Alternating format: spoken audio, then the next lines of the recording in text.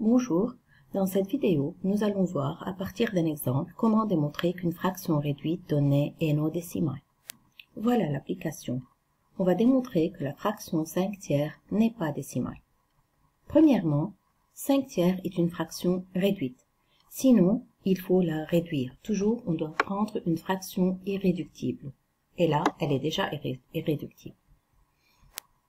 Vous pouvez peut-être me dire que le 3 au dénominateur ne peut pas être écrit sous la forme d'une puissance de 10. Et alors je peux vous dire, pourquoi? Comment? Je ne suis pas convaincu. Il faut encore me convaincre.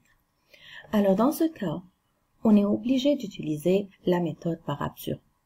Et cette méthode s'agit de considérer ou bien supposer que la conclusion n'est pas vérifiée. Et c'est-à-dire, je vais supposer que la fraction 5/3 est décimale. Et alors, elle peut être écrite sous la forme de a sur 10 à l'exposant n, avec a est un entier relatif, et ici je vais dire a est différent de 0, comme 5/3 n'est pas nul, et encore, le n est un entier naturel.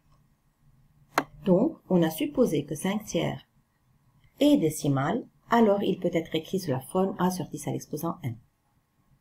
Et comme cela est vrai, on peut avoir une équation qui est formée par 5/3 égale à a sur 10 à l'exposant n. Bon, maintenant, on fait le produit des moyens égale au produit des extrêmes, et par suite, on obtient 3a égale 5 fois 10 à l'exposant n, ce qui fait que a égale 5 fois 10 à l'exposant n sur 3. Très bien, jusque-là, c'est excellent. Nous retournons à la supposition. Nous avons supposé que 5/3 est décimal, alors on peut l'écrire sous la forme a sur 10 à l'exposant n, sachant que a est un entier relatif.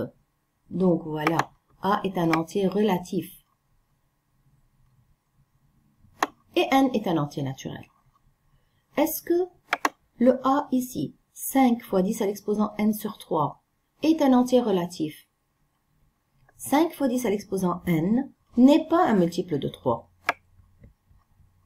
Et comme 5 fois 10 à l'exposant n n'est pas multiple de 3, alors a n'est pas un entier relatif. Et donc, c'est une contradiction à la supposition. Et par suite, la fraction 5/3 n'est pas décimale.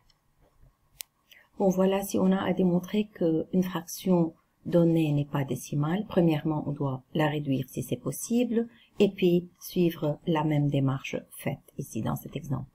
Merci.